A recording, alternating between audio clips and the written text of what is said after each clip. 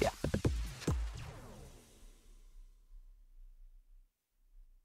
Oke, assalamualaikum warahmatullahi wabarakatuh, sahabat Plano.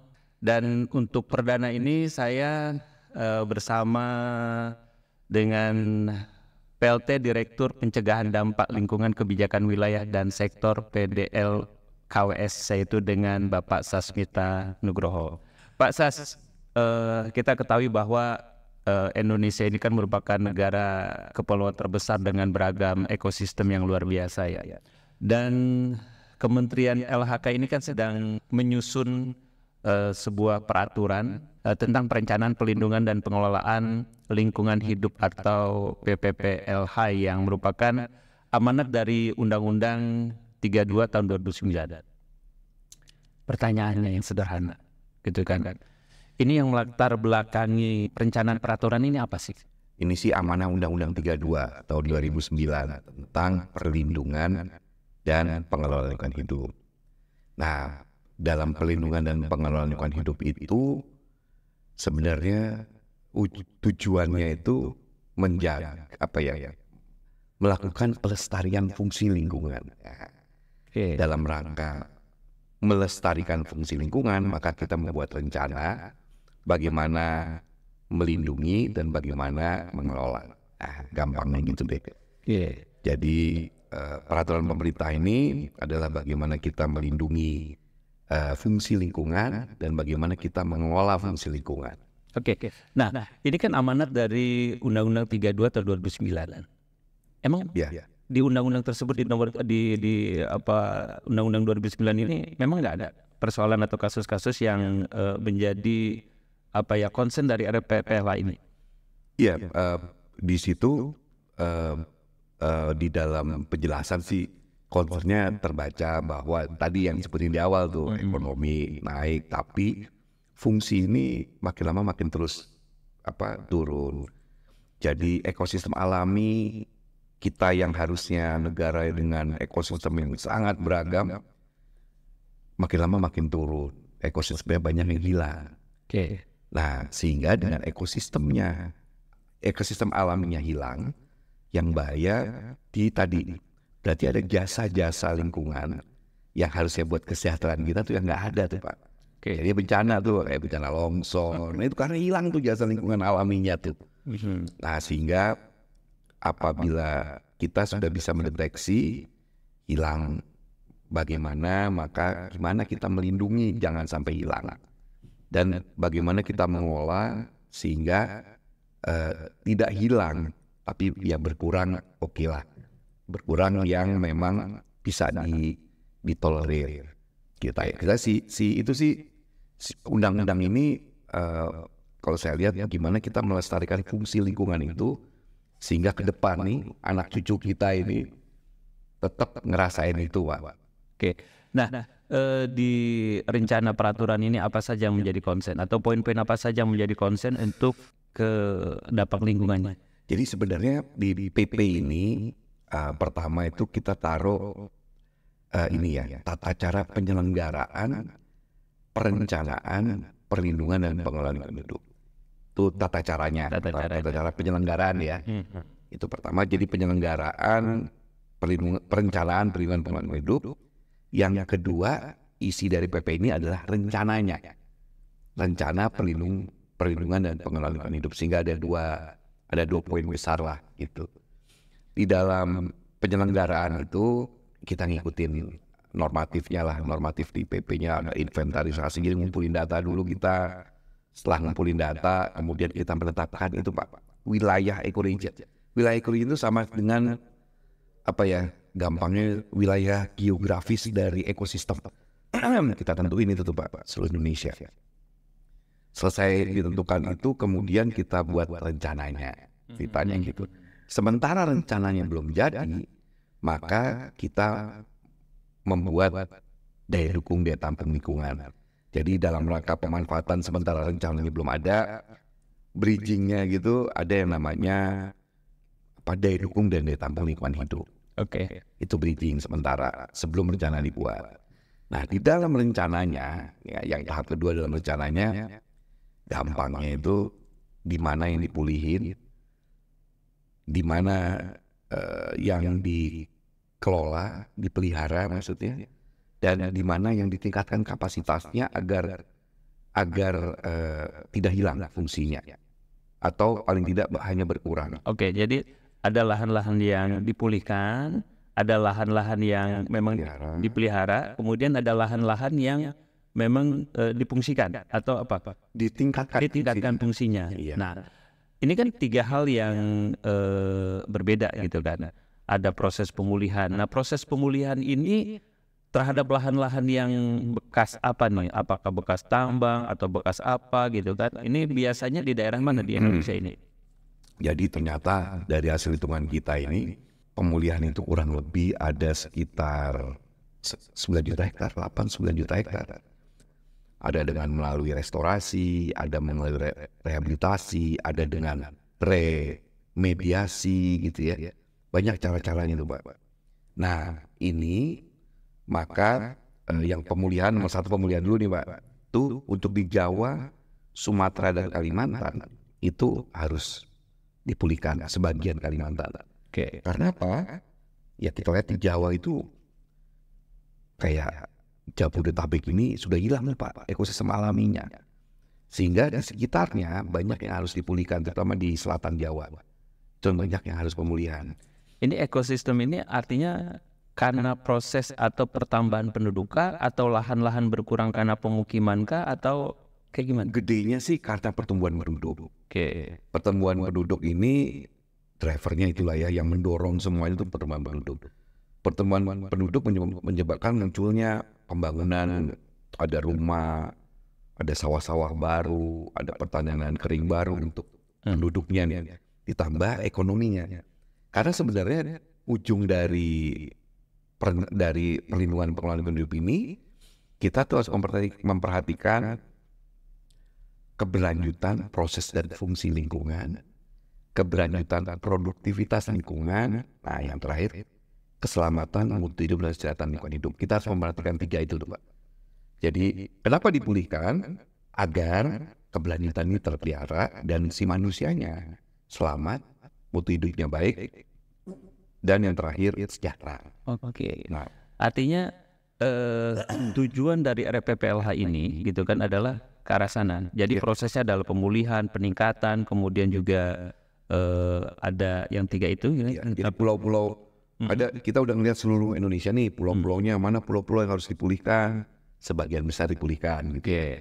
Mana pulau-pulau yang dipelihara, apa maksudnya dipulihkan, mana pulau-pulau yang dilindungi gitu ya. Mana pulau-pulau yang heavy-nya itu ditingkatkan kapasitasnya agar masyarakatnya selamat dan terakhirnya sejahtera. Oke. Kata dipulihkan, ini kan kalau dipulihkan ketika ada wilayah yang memang tadi itu kalau kita bicara tentang Pulau Jawa ada beberapa tempat yang harus dipulihkan. Dipulihkannya itu dengan cara apa? Artinya aturannya sudah ada, peraturannya. Nah, aksi dari pemulihan itu apa? Apakah penanaman? Salah satunya kan ada restorasi, berarti kita nanam tuh Pak. Oke. Ada salah satunya nanam. Ada satunya direhabilitasi. Berarti misalnya apa ya? Lubang-lubang tambang Pak. Kan nggak bisa sekedar ditanam itu. Oke. Berarti dia harus ada rehabilitasi dari yang hilang tanahnya hilang misalnya gitu ya. Gimana tuh rehabilitasinya? Itu ada cara-caranya, teknik-tekniknya. Atau dengan remediasi. Jadi dilakukan kegiatan remediasi ini agar dia fungsinya paling tidak mendekati dari fungsi sebelum. Walaupun remediasi panjang dan mahal Pak. Ini semuanya mahal. Ada yang memang yang bisa ditanam saja, ada yang tidak bisa sekedar ditanam. Agar fungsinya kembali maka dia harus ada rehabilitasi gitu. Itu sih kira-kira kurang lebih yang harus dilakukan. Ya, sahabat Plano membuat peraturan itu sebenarnya atau pada prinsipnya tidak mudah ya. Harus banyak pihak yang dilibatkan. Artinya tidak hanya Kementerian Lingkungan Hidup dan Kehutanan ya, akan tetapi harus secara menyeluruh karena lingkungan ini kan bicaranya adalah masyarakat, kemudian negara. Di sini ada kelembagaan-kelembagaan yang terlibat di dalam menyusun peraturan ini. Nah, Kira-kira kelembagaan atau kementerian mana Pak yang terlibat di dalam penyusunan? Pertama pengguna, misalnya ESDM.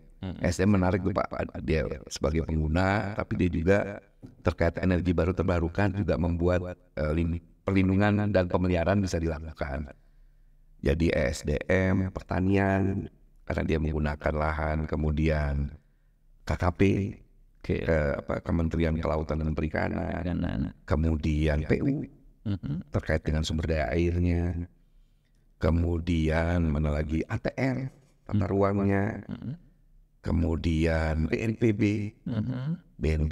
kita undang, terus selain yang urusan dengan hukumnya ya, pasti dengan Kemenkumham, dengan Seknek, dengan Setkap, dengan kemudian Menko Marinvest, ada kita di bawah koordinator dari Menko Marinvest, dan juga ada Menko Ekonomi, itu terkait sebenarnya dengan tukar-menukar data, karena ada di dalam tukar-menukar data itu ada di dalam Menko Ekonomi. Artinya Kementerian Lingkungan Hidup dan Kehutanan ini tidak sendiri, ya kan? Jadi semua lembaga negara yang tadi disebutkan terlibat di dalam penyusunan RPPLH ini. Ya, akan tetapi masing-masing punya tugas dan fungsi masing-masing atau rumah besarnya di situ. Artinya tadi ketika pemulihan kita bicara tentang pemulihan, oh harus ditanam, oh airnya harus dipulihkan. Nah, artinya secara keterlibatan aksi itu semua kementerian yang terlibat tadi gitu. Jadi artinya yang melakukan penerima pengelolaan tidak hanya KLHK. Misalnya pertanian dengan membuat lahan pangan berkelanjutan. Lahan pangan berkelanjutan. Jadi dia sebenarnya ada perlindungan tuh. Gimana tanah suburnya tetap dilindungi. Laut juga ada yang kawasan konservasinya agar ikannya tetap banyak gitu. Jadi sebenarnya semuanya melakukan perlindungan juga. Nah, ini kita jadikan satu, sehingga mana yang harus kita pulihkan, mana yang harus kita pelihara itu dengan dijaga gitu ya fungsinya, dan mana yang ditingkatkan kapasitasnya. Nah, proses rencana peraturan ini kan tentu saja butuh waktu nih Pak ya. Artinya ketika ada persoalan, rencana peraturan ini dibuat dengan melibatkan berbagai lembaga. Nah, di satu sisi peran masyarakat. Nah, kira-kira ketika peraturan ini atau rencana peraturan ini sudah menjadi sebuah produk peraturan pemerintah, ini peran masyarakat untuk bisa mendukung RPPLH ini apa Pak peran masyarakat? Di sini banyak sekali peran masyarakat yang kami harapkan dalam RPPLH ini, karena gini, RPPLH ini bicara 30 tahun. Oh jadi goalsnya itu sampai 30 tahun itu apa gitu ya? Kenapa 30 tahun? Karena kita lihat bahwa sebuah ekosistem kalau dia bisa kembali itu paling sedikit itu paling cepat tuh Pak 30 tahun. Kita pakailah 30 tahun. Sehingga peran masyarakat ada di mana? Terutama masyarakat ini kan misalnya lingkungan menjadi rusak, itu kan karena ada kegiatan manusia di atasnya. Apabila kegiatan manusia di atasnya ya tidak merusak, sebenarnya akan ada masalah gitu dengan lingkungan ini. Nah, sehingga manusianya ini nih Pak, ya gampangnya misalnya kita punya kebiasaan kan Pak, ya akhirnya membawa dampak sebenarnya tanpa kita sadari. Dengan tidak servis mobil, akhirnya kita bisa pencemaran udaranya jadi bermasalah. Misalnya, ini Pak, kalau kayak itu, kalau kita kawin tuh Pak, biasa Bapak kalau nikah kan, selain pestanya, saya mas kawin 10 gram emas. Padahal 1 gram emas itu membongkar sekian ratus ton. Untuk 1 gram mungkin sekitar 100 ton kali. 1 kertas batuan dibongkar baru dapat 1 gram. 10 gram berarti 10 dikali 100 ton. Bisa dibayangkan. Apalagi kalau kayak Pak Bagus punya 1 kilo emas, bisa bayangin sebenarnya ada berapa yang terbongkar gitu kan. Bagaimana yang 100 ton? Gimana punya 100 ton emas kan? Berat. Jadi poinnya bahwa disitulah peran kita semua, peran masyarakat yang kami harapkan. Misalnya terkait dengan hidup hemat, terkait dengan bagaimana, ya intinya jangan boros, karena semuanya itu diambil dari alam. Jadi misalnya apa ya, terutama misalnya yang banyak apalah dikit-dikit gonta-ganti gitu ya sesuatu, padahal kita harus sangat berhemat karena semuanya pakai sumber daya alam Pak. Oke. Gampangnya air, kan itu dibilang hemat air gitu ya. Jangan pas sikat gigi jangan dinyalain terus matiin. Itu sebenarnya masalahnya bukan hanya buat kita, tapi buat sesama kita juga. Dan tentu saja ujungnya adalah bagaimana nanti generasi yang akan datang gitu kan menikmati dari hasil hemat ini Pak ya. Oke. Kita berhemat, nanti yang akan mendapatkan hasilnya anak cucu kita. Oke, sahabat Plano, ya ini menarik sekali bahwa rencana peraturan tentang lingkungan hidup ini dirancang penuh untuk membuat hidup kita hemat. Karena apa gitu kan? Apa yang dilakukan hari ini tentu saja menjadi dampak untuk masa depan kita. Dan tentu saja kalau kita tidak mulai hari ini, persoalan-persoalan lingkungan yang hari ini kalau saya lihat dari berbagai informasi dari Sabang sampai Merauke gitu kan bukan semakin liar ya, semakin banyak Pak ya. Kalau tidak diatur secara rinci gitu kan. Artinya pertambangan liar, kemudian juga masyarakat yang hedon dengan dia pengen tadi hidupnya biar kelihatan emasnya banyak dan lain, padahal justru itu menjadi bagian bahwa kita berkontribusi terhadap lingkungan, artinya berkontribusi terhadap pengerusakan lingkungan, betul nggak sih? Ya paling nggak kalau bisa kita beli emas ya kita jaga. Iya. Jangan sering-sering beli emas. Jangan mungkin emas gitu kan. Sedekahin aja kan demi berguna. Kasih saya uangnya.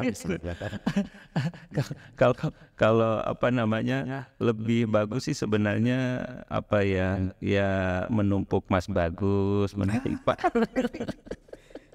lebih bagus. Karena kebanyakan yang pakai emas adalah cewek Pak, perempuan Pak ya. Oh masa?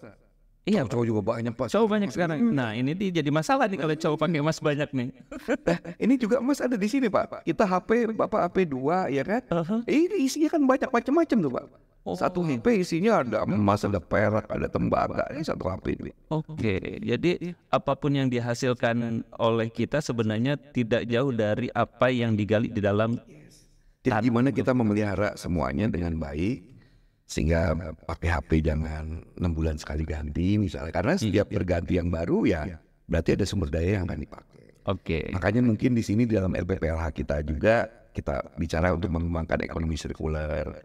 Sehingga ini nanti bisa sudah nggak pakai kita taruh, nanti ada dirjen PSLB 3 yang melaksanakan bagaimana akhirnya ini tidak jadi sampah, tapi ini jadi input lagi ke dalam ini yang baru, ke dalam industrinya jadi bahan lagi. Nggak perlu nambang jadi Pak, cukup dari sini lagi. Oke, jadi digunakan kembali untuk di recycle.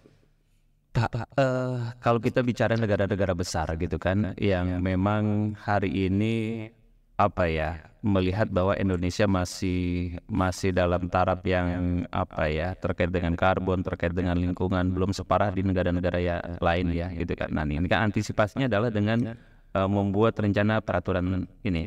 Nah maksud saya dari peraturan yang sedang diproses ini gitu loh, ini apa ya wilayah mana saja di Indonesia dari Sabang Merauke gitu kan yang punya dampak, atau wilayah atau provinsi mana yang punya dampak yang harus dipulihkan, yang harus ditingkatkan gitu yang tadi itu Pak.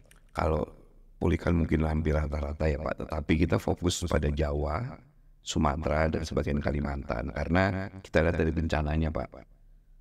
Ukurannya kan dari bencana dikit-dikit banget. Makanya BNPB dilibatkan ya di situ ya. Jadi mitigasi ya. Mitigasi ini kan lebih langkah-langkah mitigasi. Jangan sampai terjadi dulu ribet kita. Itu semuanya sebenarnya menjadi masalah karena si jasa lingkungan hidupnya alam ini sebenarnya sudah tidak ada. Maka di situ kita harus investasi untuk jasa lingkungan hidup buatannya. Misalnya pengaturan air, misalnya tanah nih Pak. Tanah udah jadi perumahan. Perumahan berarti kan jadi beton tuh. Yang dulunya air hujan masuk ke tanah, air hujan ngalir nih Pak. Maka pengaturan airnya kalau yang buatan ya harus dibuat gorong-gorong yang lebih bagus, dibuat pengairan yang bagus gitu. Karena jasa lingkungan alaminya udah nggak ada karena rumah.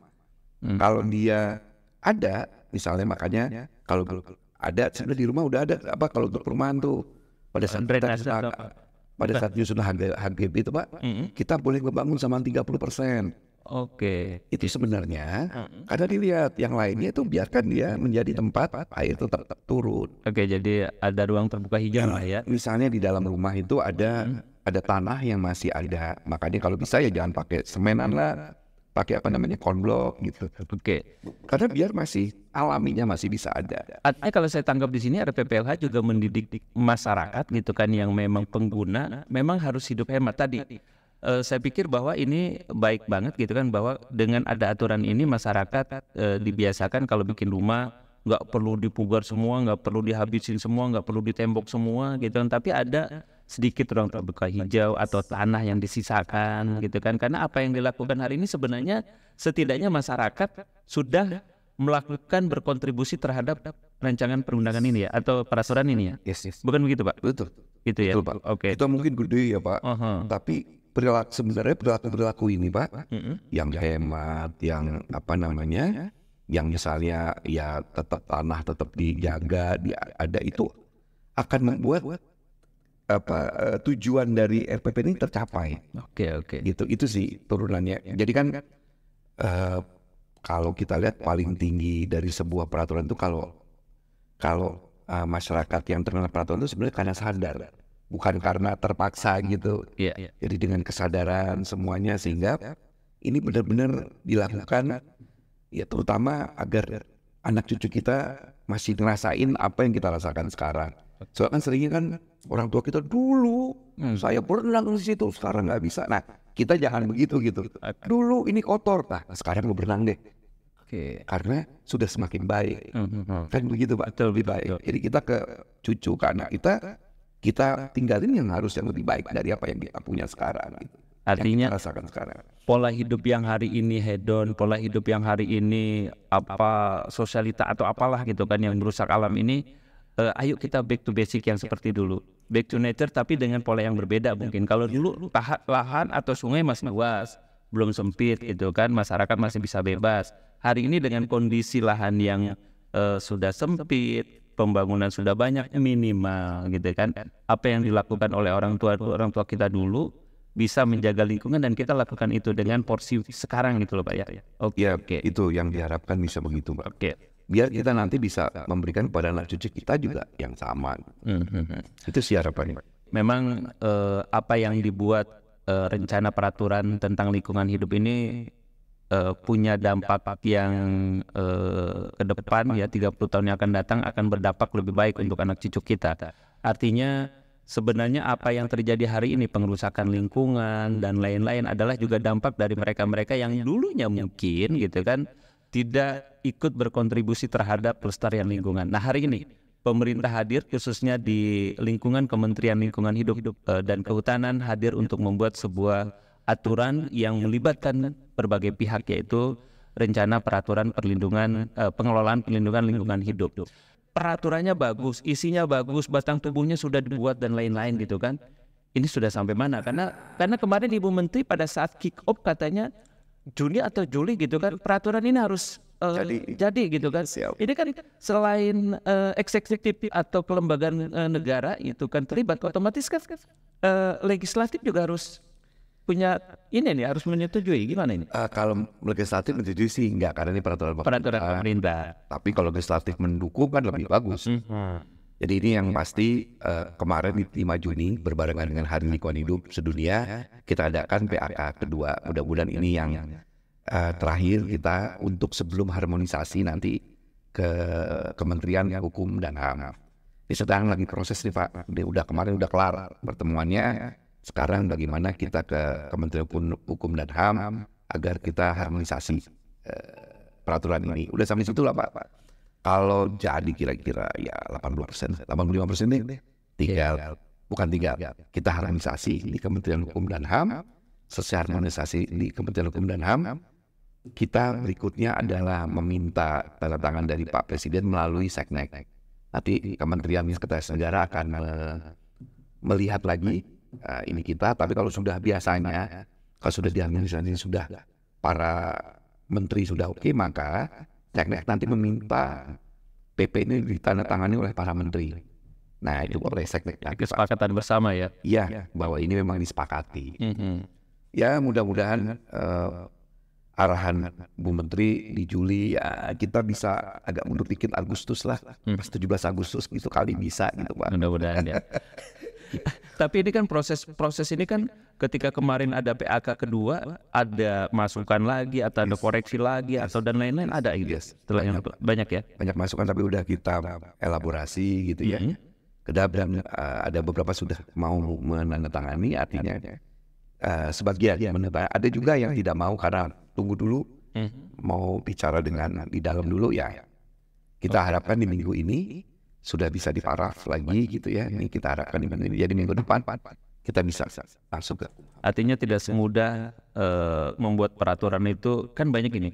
Masyarakat itu menilai bahwa bikin peraturan itu mudah, selesai, beres gitu untuk kepentingan negara atau kepentingan pengusaha gitu kan. Tapi justru kepentingan RPPLH ini banyak yang harus terlibat, melibatkan semua lembaga, kemudian juga mungkin para ahli ya, para ahli lingkungan dan lain-lain. Artinya apa yang dibuat atau yang tercantum di dalam rencana peraturan ini semuanya berdasarkan berdasarkan investigasi, berdasarkan persoalan dan lain-lain gitu Pak ya. Atau akademisi juga terlibat di dalam hal itu. Iya. Kami menyusun ini bekerja sama dengan Ikatan Ahli Perencanaan ya, dengan profesi. Kemudian kami juga banyak mengumpulkan waktu itu kurang lebih 30 ahli. Ada ahli energi, ada ahli air, ada ahli air, energi, dan pangan. Kita kumpulkan ada sekitar 30-an ahli-ahli itu kita kumpulkan, memberikan masukan dengan ahli hukum. Jadi kita dengan para pihak lah. Kita coba sudah. Nah ini kan lagi proses menormakannya. Nah menormakannya ini memang mungkin dari kementerian sudah menyampaikan. Ya, mungkin mudah-mudahan hanya masalah ya dari pengambil keputusannya untuk menyetujui aja lah. Mudah-mudahan karena sebenarnya dengan PAK kedua kemarin sudah keluar ada pembulatan lah istilah bahasanya gitu. Nah itu jadi kita ada beberapa aja yang nggak karena dia harus lapor atasan. Jadi menurut kami ya kita jalan terus, nggak berhenti karena diperbolehkan. Nah proses PAK sudah, harmonisasi rencana dengan Kemenkumham kapan? Itu leadnya Kemenkumham. Yang di depan. Kita minggu depan kan insya Allah baru masuk ke sana. Jadi di sekarang perbaikan sesuai masukan. Jadi abis ini kita perbaikan lagi kumpul untuk perbaikan itu lagi. Jadi minggu depan kita bisa suratnya keluar masuk ke Kemenkumham. Ya itu tergantung Kemenkumham nanti. Tapi kita akan terus koordinasi. Kemenkumham agar secepatnya diadakan harmonisasi. Mudah-mudahan sekali harmonisasi. Jadi jangan sampai kayak gini masyarakat itu atau halayak itu berpikir bahwa membuat peraturan ini yang dilibatkan hanya internal, gitu kan, untuk kepentingan internal. Tetapi tadi sudah dijelaskan bahwa semua unsur juga terlibat. Akademisi, para ahli, masyarakat, mahasiswa juga kan, NGO juga semua dilibatin ya, LSM terkait dengan lingkungan semua dilibatin ya. Kalau SM soal lingkungan ada beberapa yang masuk, tapi mungkin belum semua sih. Tapi nanti yang pasti akan kita mintakan masukannya Pak. Oke. Nah pada intinya gitu kan, yang tadi saya belum puas nih terkait dengan pertanyaan saya. Apa sih gitu kan goals dari RPP ini? Ya itu kalau buat saya sih nomor satu nih sekarang semakin banyak bencana kayak Kalimantan itu bencananya kan kebakaran hutan segala macam. Itu semua tidak terlepas dari ekosistem alaminya sudah tidak ada. Bukan berarti terus kita jadi hancur enggak sih. Artinya itu yang harus kita bangun. Jadi banyak eksternal cost dari penghasilan tadi ekonomi naik, tapi sebenarnya ada eksternalitas gitu yang membuat ekonomi naik ini berdampak kepada cost yang luar gitu. Nah itu sih yang harus kita bangun. Jadi ada investasi untuk infrastruktur ekologis yang perlu dibangun agar kita terhindar dari bencana. Jadi ekosistem buatan sangat mungkin sekarang. Makanya PU juga kami undang Cipta Karya. Karena itu terkait dengan membangun pengaturan air, jasa lingkungan air, tapi buatan. Itu kan kehutanan terkait dengan penanaman pohon, itu buatan. Jadi itu yang harus dibangun. Atau ini RTH Pak. Ruang terbuka hijau di kota-kota, taman kehati di kota-kota. Itu kan bagian dari kita ingin membangun ekosistem buatan di dalam sebuah kota. Artinya hari ini saya banyak melihat bahwa taman-taman di dalam kota itu sebenarnya penting Pak ya. Iya. Oke, jadi saat ini kan di beberapa tempat gitu kan kritik atau kritis dari masyarakat itu, ngapain sih wali kota atau bupati bikin taman gitu kan?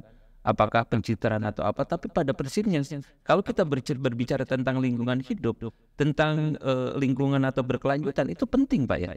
Sangat penting Pak. Sangat penting. Ya. Jadi kayak taman-taman apalah, pokoknya ruang terbuka lah ya, ruang terbuka. Apakah itu mau ruang terbuka hijau, apakah itu mau taman kehati. Karena itu tidak hanya jasa lingkungan hidup, itu kan tidak hanya soal tumbuhan, soal tanah Pak. Lingkungan hidup kan termasuk manusia dan perilakunya. Bagaimana kohesi sosial dibangun antar kita, itu bagian dari lingkungan hidup Pak. Nah itu dengan ada taman-taman, di situ tempatnya tuh membangun kita ketemu. Di situ kita menjadi membangun society, misalnya Bapak lihat. Kalau di Jakarta ada Taman Suropati, segala macam kegiatan banyak ngumpul di situ. Jadi masih asri, masih suasananya lebih enak, anginnya, burungnya ada gitu kan, suara burung dan jadi ini ada beberapa jurnal yang ngomong bahwa lingkungan hidup yang baik itu pasti manusia dan perilaku di atasnya baik. Tapi kok lingkungannya itu rusak, maka manusia dan perilaku di atasnya pasti rusak. Itu saling terkait Pak, antara manusianya dengan dengan lingkungannya. Karena kalau kata orang tua dulu, kalau melihat seseorang itu ketika dia rapi, menjaga minimal kamarnya rapi, lingkungannya rapi, orang juga pasti rapi Pak. Yes. Kebanyakan gitu Pak ya. Iya. Dan pastinya dengan RPP ini bisa selesai, bisa disosialisasikan ke seluruh kepala daerah dari tingkat provinsi dan daerah, dan juga tentu saja mereka juga punya turunannya nanti melalui Perda ya. Dan masyarakat juga dengan RPP ini juga kembali terbangun motivasinya untuk hidup hemat. Betul. Nah, karena nanti provinsi maupun kabupaten kota akan membuat perda terkait ini juga Pak. Jadi ini turunan.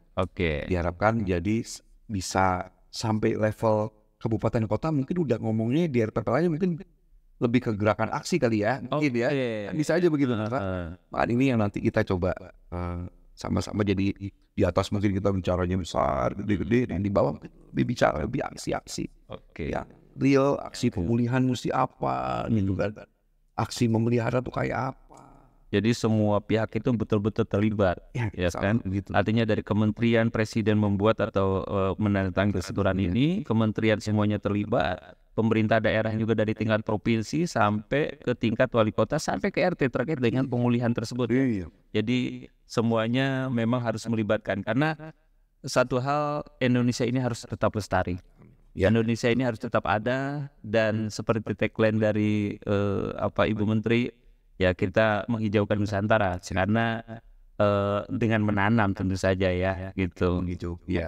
Ya kan? Kemarin saya di Mentawai kan menghijaukan dan membirukan juga. Membirukan ya, menghijaukan, membirukan, pokoknya melestarikan lingkungan kita. Pak, sebelum waktunya habis, Bapak mungkin ada buat teman-teman sahabat Plano, Pak. Jadi mungkin di sini mungkin kami butuh butuh dukungan moral gitu ya, untuk sama-sama kita buat. Bahkan kalau ada masukan pun tolong beri kami masukan agar ini peraturan memang bisa dilaksanakan. Itu yang paling penting kan Pak, jangan cuma jadi buku di pojokan gitu ya. Jadi ini peraturan memang dilaksanakan dan memang bisa diimplementasikan gitu ya, agar masa depan Indonesia tadi, kita punya masa depan, kita mempunyai warga yang semakin baik ke depannya. Jadi jangan semakin buruk ke depan, tapi semakin baik ke depan. Nah, RPPLH ini. Terima kasih sahabat Plano, dan sekali lagi hidup bersih, hidup sehat adalah semuanya adalah untuk kita semuanya. Terima kasih. Wassalamualaikum warahmatullahi wabarakatuh. Waalaikumsalam warahmatullahi wabarakatuh.